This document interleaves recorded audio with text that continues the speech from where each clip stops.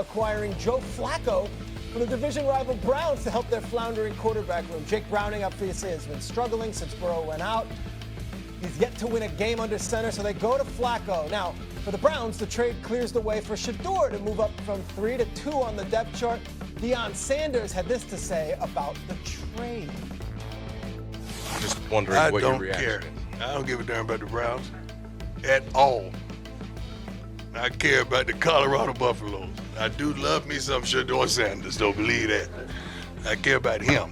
The rest of that mess, I don't, okay? I'm a coach trying to win just like they're trying to win games, but I could care less of who they traded. Great show gets even better. We welcome in Swagoo, but we start with our man Stephen A. Your thoughts? Yes. What's up, brothers? What's up, my brother? I think that was a brilliant response by Primetime Music. He was very smart, very calculated. From the standpoint of sending the message, I got priorities over here. I'm not concerned about that. I love that guy because he's my son. But that's his business. That's their football team. I got my own issues over here. I got a 2 and 3 squad and I got to get better.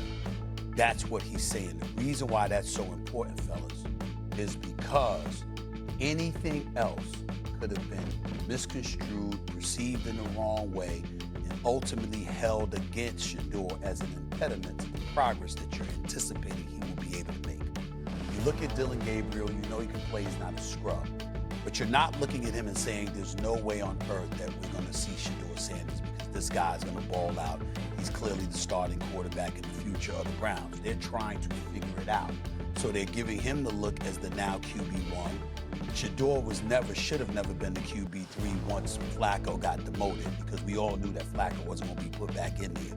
So now he's in his rightful place, legitimately, officially, as the QB2. And if Deion Sanders had opened his mouth and said anything that was considered invasive or intrusive in the eyes of the Cleveland Browns, that would have been yet the latest increment to hold against Shedeur and be an impediment to him. So Deion Sanders being dismissive of what's going on in Cleveland, saying he don't have any concerns about that, that's none of his business, is the right thing to do. Swagoo, what's your thoughts and what does this mean for Shedeur Sanders now as it's elevated on the depth chart? Yeah. Well, the first thing it means, he one play away. One play away, one bad game away, one decision away from getting into actual NFL regular season game where it means something. And then two, what it says to me is that this was all semantics with Joe Flacco being the second string quarterback. Because if you have Shedeur Sanders on the third string, and this is something that came to my mind, fellas, if you had him as your third string quarterback, why wouldn't he be up for a trade to go to the Cleveland Browns? To try to the Cincinnati Bengals, to try to get to that quarterback spot and try to become a second string guy. Here is my issue with how Cleveland has played this. And the one issue that I have is Cleveland played this like the media. They didn't play this like a real football team. Shedeur Sanders, like you alluded to, S.A., should have been the second string quarterback once Joe Flacco was removed from the starting job. And let me say this as well. Dylan Gabriel looked good. Dylan Gabriel was really solid against the Minnesota Vikings. And now you have an opportunity to go forward with him based off of the first week of him playing to see if he's the guy. But Shedeur Sanders should have been in that position. It goes back to what I talked about in the preseason. It goes back to what I talked about early in the regular season. He should have been in getting reps and preparing like the guy that's going to have to come into the game if something goes awry in the quarterback room, in the quarterback situation. So I think this is great, obviously, for Shedeur to be the number 2 guy because, like I said, he's one play away.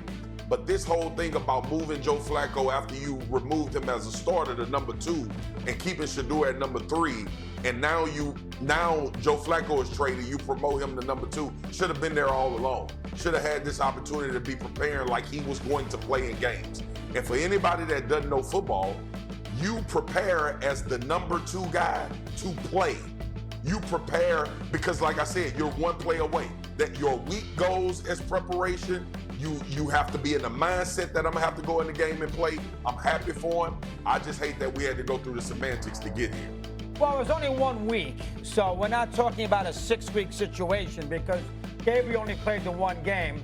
So we're only talking about a 1-game scenario where Sanders probably could have been named the backup and he was a number 3 quarterback, but it's only the 1 week. And as Swagoo said, now we'll get a chance based on an injury. He'll play some this year. I would think he's going to play 3-4 games. But one thing about Gabriel that you got to be fair about, Swagoo hit one thing. He played pretty well last week outside of 3rd down. They were bad on 3rd down.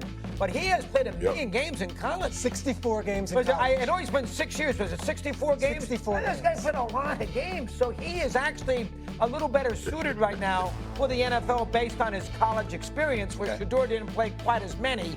So I certainly understand why the Browns are letting Gabriel be the starting quarterback for the foreseeable future, whatever that might be. 8, 9, 7, 6 games. My anticipation is that we'll see Shedeur Sanders by around week 13 or 14. I have played some. Because I don't believe that the Cleveland Browns are going to win many games.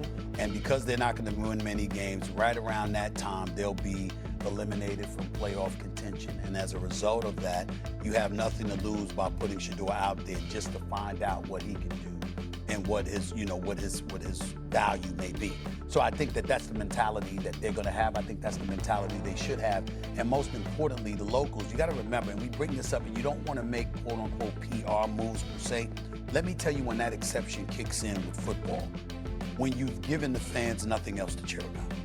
Now, if Swagoo, if you winning games and you contending, then you owe it to your players, to do everything in your power to win games. But when that ship has sailed and you ain't going anywhere, and in recent history you haven't gone anywhere, and you're looking at ownership, you're looking at the executive branch, and you're saying, what the hell is going on? What are y'all doing? What have y'all produced for us, et cetera, et cetera? And you got folks in Lake Erie, and I do bring up warm weather and stuff like that because it matters, because it gets cold in Cleveland. It gets very, very cold in Cleveland, all right? Lake Erie is not an easy place to be in November and December. At some point, when the fans come out there and religiously go about the business of supporting you, and you've given them nothing to cheer about, and they're clamoring to see that guy, you got to give him to him. You got to say, all right, they'll go out there and show us what you got. And I think that Cleveland will be futile enough to provoke Shedeur Sanders by around week 14 or so being seen, and that's what I'm banking. I would also add this. Remember, they have Jacksonville's 1st-round pick also in next year's draft, meaning they would have 2 first-round picks. You can package those, you can move up. They need to see themselves what they have in Shedeur Sanders at some point before they say, okay, we're going to do it all. We're going to go all in on another quarterback, That's fair. A 3rd one in 2 years. All right, let's go to the Eagles, because amid speculation of turmoil within the locker room, Jalen Hurts, Saquon Barkley, and A.J. Brown all met on Monday to discuss their offensive woes